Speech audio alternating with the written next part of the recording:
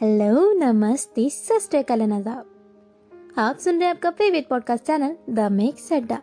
Design your own imagination, मतलब कि अपनी सोच को आकार देना। और इसी थीम से हम लेके आए हैं एक नई स्टोरी, एक नई पॉडकास्ट। इस बार की एनिमेटेड मूवी जो हमने आपके लिए चुनी है उसका नाम है ओवर द स्काई। की स्टोरी है रोमांटिक, थ्रिलिंग और एक लाइफ लेसन सिखाने वाली। तो चलो शुरू करते हैं।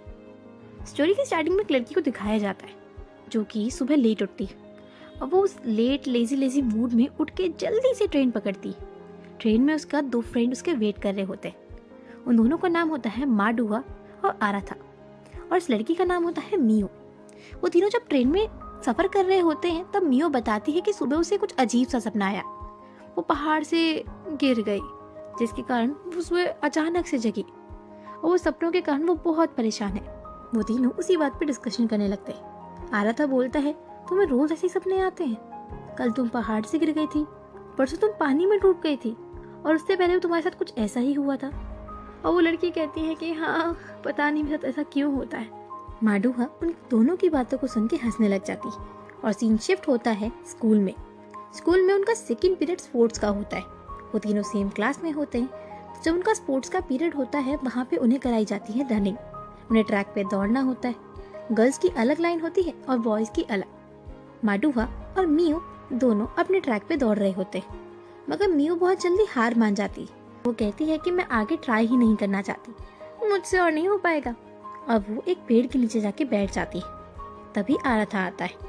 जब वो मियो को देखता है कि वो रेस ट्रैक से वापस आके पेड़ के पास बैठ गई है तो उससे पूछता है कि क्या तुम्हारी तबीयत ठीक है?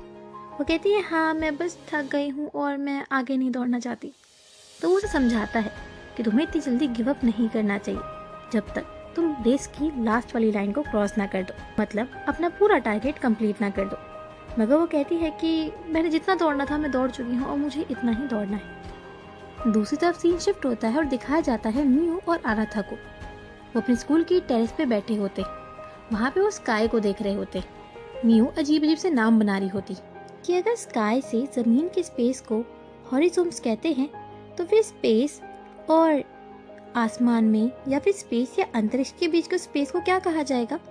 Space horizons. तभी आराथा बोलता है कि तुम इसे कोई रोमांटिक नाम नहीं दे सकती, जैसे कि ओवर द स्काई। और मियो को वो नाम बहुत पसंद आता है।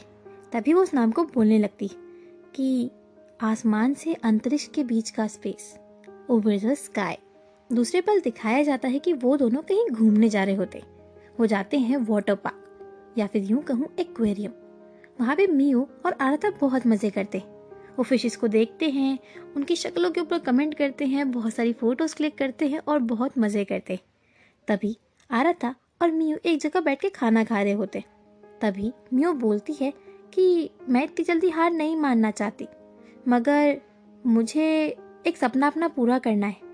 मुझे अपनी जिंदगी में एक बार व्हेल मशीन को जरूर देखना है।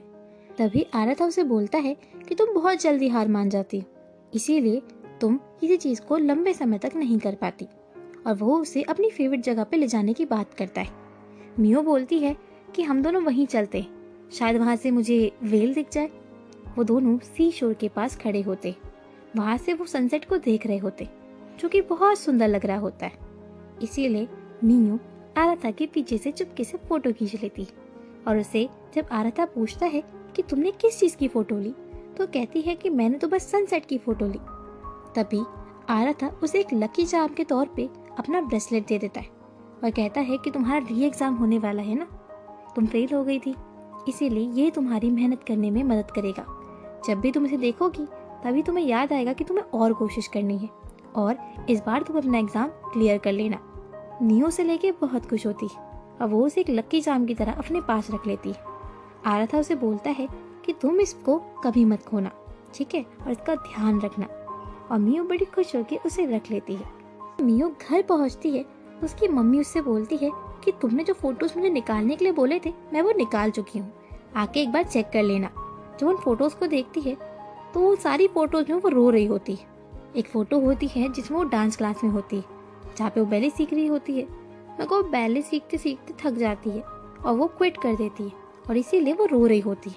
दूसरी तरफ उसकी स्विमिंग क्लास की फोटो होती जहाँ पे वो दोबारा रो रही होती, और उससे अगली फोटो में वो पियानो सीख रही होती क्योंकि उसे सिंगिंग बहुत पसंद होती, मगर वो वहाँ पे भी रो रही होती। उसकी मॉम उसे बताती है कि तुम बचपन में बहुत चीज़ों में इंटरेस्टेड थी, मगर तुम बहुत जल्दी हार मान लेती थी और तुम हर एक एक्टिविटी को छोड़ देती थी। तो मियो बोलती है, हाँ क्योंकि मैं सिंगिंग में अच्छी थी, मगर सिंगिंग बहुत मुश्किल था और मेरा इतनी मेहनत करने का मन नहीं था और मैंने बहुत जल्दी हार मान ली। ये बात बोल के वो अपने रूम में चली जाती है। जब वो अपने रूम में जाती है तो अपने अगले वाले एग्जाम की तैयारी करने लगती है। वो नोट से पढ़ाई करती है और बहुत मेहनत करती है। जब वो घड़ी की तरफ देखती है तो उसे लगता है कि मुझे और मेहनत नहीं करनी चाहिए। वो सोने जाने ही वाली होती है, तभी उसकी नज़र जाती है आराथा के ब्रेसलेट पे और वो दोबारा कोशिश करती और दोबारा पढ़ने बैठ जाती है। जब वो अपनी पढ़ाई खत्म कर लेती है तो वो आराथा को मैसेज करती है और उसे करने के बाद वो सो जाती है। मियो आराथा को आराथा की फोटो देती है जो उसने सी शोर के पास उसके लिए क्लिक की थी। अपनी क्लॉक पे भी उसकी फोटो लगा देती है और वो सो जाती है। अगले दिन मियो का री एग्जाम होता है जिसके लिए वो बहुत मेहनत करती है, अपना एग्जाम अच्छे से लिखती है। उस एग्जाम के कारण वो बहुत लेट हो जाती है, इसीलिए माडुहा और आराथा उसका नीचे वेट कर रहे होते। तभी माडुहा मियो के पास आती है और उसे पूछती है कि तुम्हारा एग्जाम कैसे गया, और उसे शर्माते हुए एक सवाल पूछती है कि क्या तुम और आराथा डेट कर रहे हो, क्योंकि मुझे लगता है मुझे आराथा पसंद है और मैं उसे डेट करना चाहती हूँ। तो अगर तुम दोनों डेट कर रहे हो तो प्लीज़ मुझे बता दो। बात को सुन के मियो थोड़ा सा अजीब फील करती क्योंकि उसको माडुहा की फीलिंग्स के बारे में नहीं पता था। वो उसे मना कर देती है और वो कहती है कि तुम आराथा के साथ अब चली जाओ, मैं पीछे से आ जाऊंगी और कन्विंस करना कि तुम दोनों जल्दी से डेटिंग शुरू कर दो ताकि मुझे तुम्हें देख के बहुत खुशी हो। मगर वो अंदर ही अंदर थोड़ी दुखी होती है।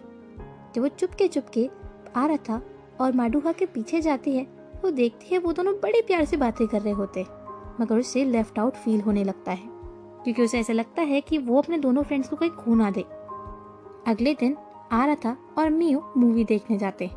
मूवी देखते टाइम आराथा पूरे टाइम मियो को देख रहा होता है क्योंकि मियो आज बहुत चुप होती है। मूवी खत्म होने के बाद आराथा उससे पूछता भी है कि तुम्हें क्या हुआ है, तुम आज थोड़ा अजीब बिहेव कर रहे हो। तभी मियो को एक शॉप दिखती है जो बहुत ही कॉर्नर पे होती है। वो आराथा को खींच के वहाँ पे ले जाती है। वो शॉप होती है फ्यूचर देखने वाली। शॉप में एंटर करते ही आराथा को बड़ी अजीब सी फीलिंग आने लगती है। उसे आसपास स्पिरिट्स दिख रही होती, मगर मियो बहुत ही काम होती है और वो चेयर पे बैठ जाती है। सामने एक लेडी बैठी होती जिनके पास बहुत सारे कार्ड्स होते और वो कहती है कि इनमें से एक कार्ड चुनो ताकि मैं तुम्हारा फ्यूचर बता सकूं।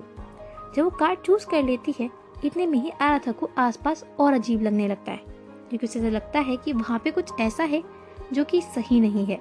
वो मियो को बोलता है कि हमें यहाँ से चलना चाहिए, मगर मियो कहती है कि मुझे अपनी डेस्टिनी, अपना फ्यूचर पूछना है।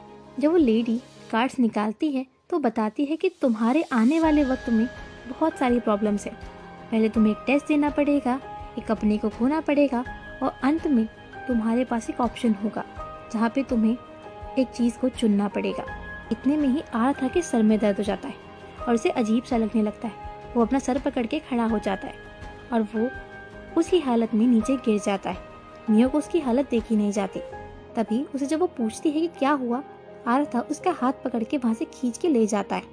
उसके हाथ जोर से खींचने के कारण उसके हाथ में दर्द होने लगता है और मियो उस पर चिल्लाने लगती है और वो कहती है कि हम डेट भी नहीं कर रहे और हमारे बीच में ऐसा कुछ है भी नहीं, तो तुम ऐसे क्यों बिहेव कर रहे हो और हम सारा वक्त एक साथ क्यों बिताते हैं, क्या ये सही है? मुझे लगता है कि हमें ऐसा नहीं करना चाहिए। और वो ये सब बोलने के बाद वहाँ से चली जाती। घर जाके मियो बहुत रोती और अपने आप को बहुत ब्लेम करती क्योंकि उसने आराथा के साथ वैसा किया जैसा वो करना नहीं चाहती थी। उसने आराथा की फीलिंग्स को हर्ट किया, इसीलिए वो बहुत दुखी होती। वो आराथा को मैसेज करती मगर आराथा उसके मैसेज सीन नहीं कर रहा होता। बाहर बारिश हो रही होती तो वो डिसाइड करती है कि वो आराथा से सामने से माफ़ी मांगने जाएगी। इसीलिए वो अपनी साइकिल उठाती है, उस पर बैठती है और आराथा के घर की तरफ भाग जाती है। जब वो साइकिल तेज तेज चला रही होती है तो रास्ते में उसका एक्सीडेंट हो जाता है। और बाकी की स्टोरी को सुनने के लिए हमारे साथ कनेक्टेड रहिए।